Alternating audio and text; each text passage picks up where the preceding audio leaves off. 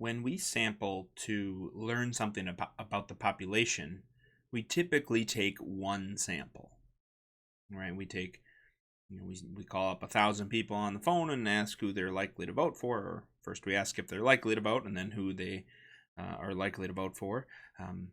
And then we use that sample to infer some things about the population. So it can be a little confusing when we are working through Chapter 8 because we often talk about the distribution of all samples, or the distribution of the sample means.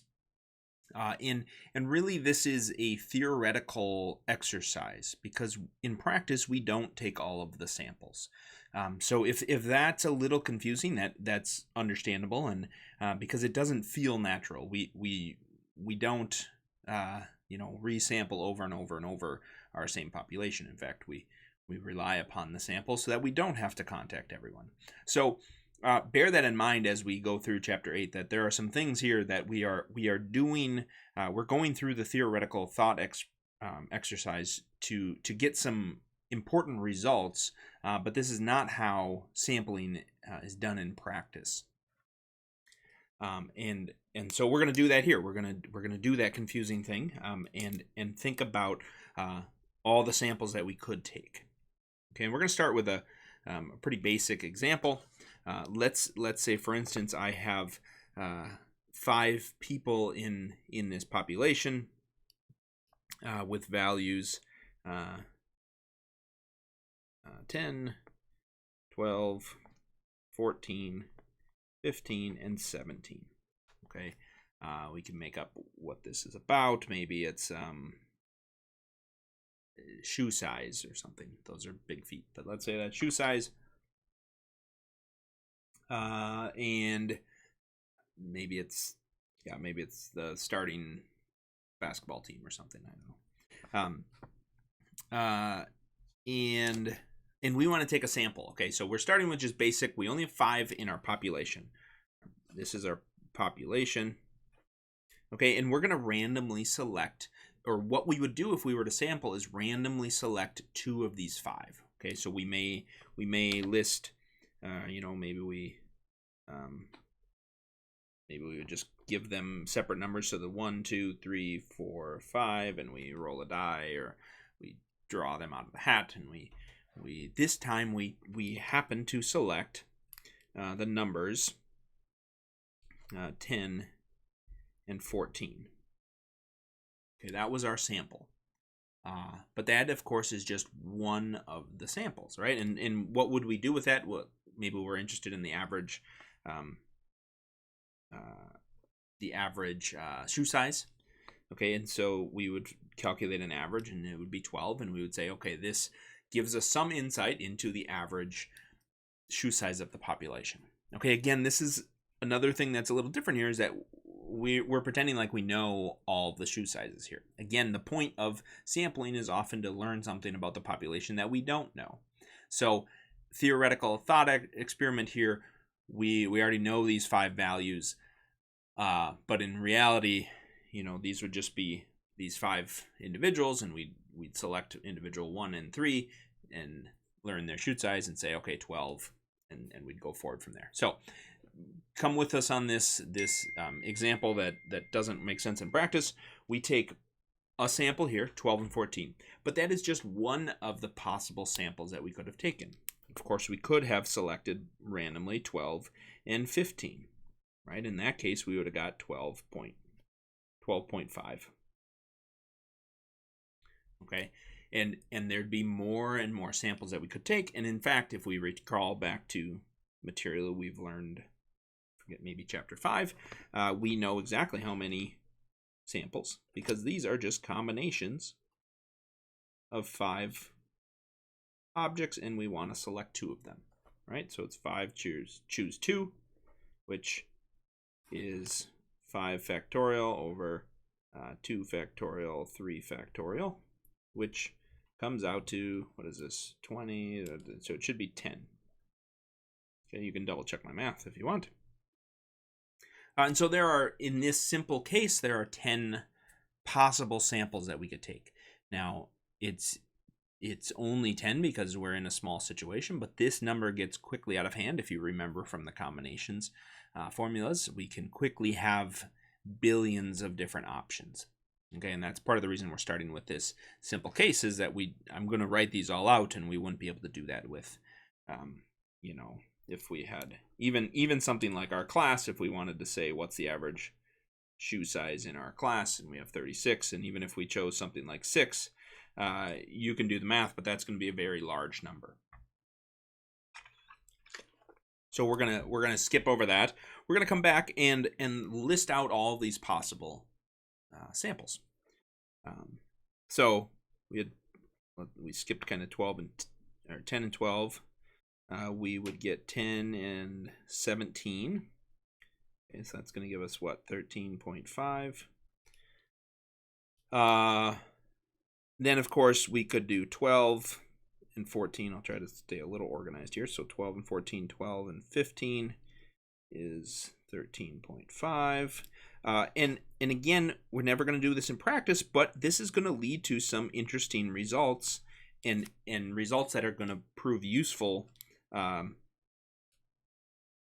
in general. Okay, so what are we missing? 14 and 15, 14 and 17. And so these are the 10 possible outcomes. And it just so happens in practice we would get one of these.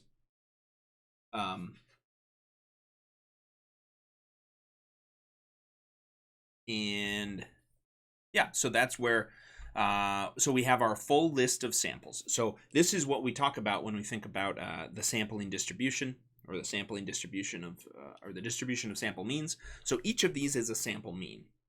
And what we're going to find out is this distribution of sample means. So where these 10 different values, how they lay out, has some interesting properties.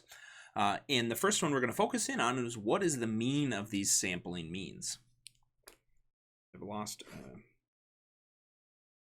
kind of got smudged in there. This is X bar. Okay, so first let's think about the mean of our population. Again, we don't know this in practice, or almost don't, usually don't know this. Sorry, that's not even the right thing. So what is the mean of the population? The mean of the population, if we add these up, 10 plus 12 plus 14 plus 15 plus 17, and divide by 5, I think we get, it should be 14.8. Okay, you can double check my math, but let's go with that. So we get a mean of 14.8. Again, oftentimes we don't know this in the population, but it's going to be helpful to examine this. So what is the mean of the sample means? And what I mean by that is, what are the mean of all of these means that we've just calculated, right? We took a mean and it was 12. We took another mean, or we took another sample and the mean was 12.5. Down here, we took a sample and the mean was 13. So if we take the average of all of these values, what are we going to get? Well, if we do that, and let me switch back to yellow, the mean, and we'll refer to this as the mean of the sample means, so we'll put a little subscript X bar there to indicate that. This is going to be 12 plus 12.5 plus 11 plus, and so on. You can double check this math. This is going to be divided by 10, right? We have 10 of these, and this is going to come out to 14.8. Again, I encourage you to go through and check that math on your own. But what falls out of this is this pretty interesting result that the mean, the population mean, is equal to the mean of the sample means. So this is helpful, as we'll see when we turn to examining the distribution and doing some of our z calculations. This is a pretty powerful result. Now again, in practice, we often don't know the population mean, and we only take one of these means. Okay, so maybe we took one sample and it gave us a mean of 13.5. So the real power here is when we can think about the distribution. Notice none of ours exactly hit 14.8. Right? None of these sample means are actually 14.8, but the mean of the sample means is 14.8. And there's some logic to why that is the case. If we go back and think about taking the average of the red values, when we expand and take all of the possible samples, okay, we don't leave any out. We've taken all 10 possible samples. We have the number 10 shows up 4 times. Okay, the number 14 shows up 1, 2, 3, 4, and so on. And in fact, all of these show up 15, 15, 15, 15. Each of the numbers, each of the observations up here shows up an equal amount of times across all of the samples, right? And that should make sense when we think about sampling, that each value has an equal probability of being included in the sample. And so if we take all of the samples, they all show up an equal amount of times. So all we've done, if we think about the mean, this mean calculation equaling 14.8, we've basically just expanded this 4 times. Obviously, it would be expanded much more if we talked about 36 and 36 choose 6. We'd have many more, but the concept would remain the same, that all of the values or all of the observations show up an equal amount of time. So the mean, they show up more often, but we divide by a larger value, and we come out at the same overall mean. So that's one helpful thing. The mean of the distribution is going to be the same as the population mean, and that's pretty powerful. The other thing that's helpful to note is the distribution of values here. And I'm going to try to fit that in here. We'll see how this goes. And I'm going to build a number line here. And I'm going to put I'm going to draw my red values up above here. So we have values at 10, at 12, 14, 15, and 17. Didn't really use a lot of that space very well. And our sample means ended up at, we had one at 11. We had a value at 12. We had a 12.5. Whoop. Maybe we'll bring that in a little closer. So this isn't directly to scale. You also can't read it very well, but that's 12, 12.5. We had a 13. We had a couple 13.5s. Maybe I'll do it that way. What I want you to take away from this is how clumped in these are. Okay, so we had a couple more at 14.5. We had a 15.5. I might be missing one, and we had a 16. And so even in this kind of simplified, very, only 5 choose 2 example, one thing I want you to take away is that the red values are more spread out than the yellows. Okay, the reds stretch all the way from 10 to 17, whereas the yellows are tighter. They have a tighter distribution. And that's going to be an important concept as we move forward to thinking about how this translates to a much larger distribution, right? So something like 36 choose 6. That's going to remain a true statement that the distribution of the sample means is going to be tighter than the overall population.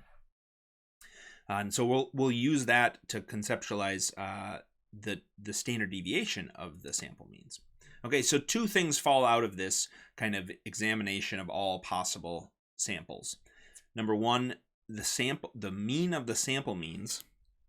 The mean of the sample means is equal to the population mean.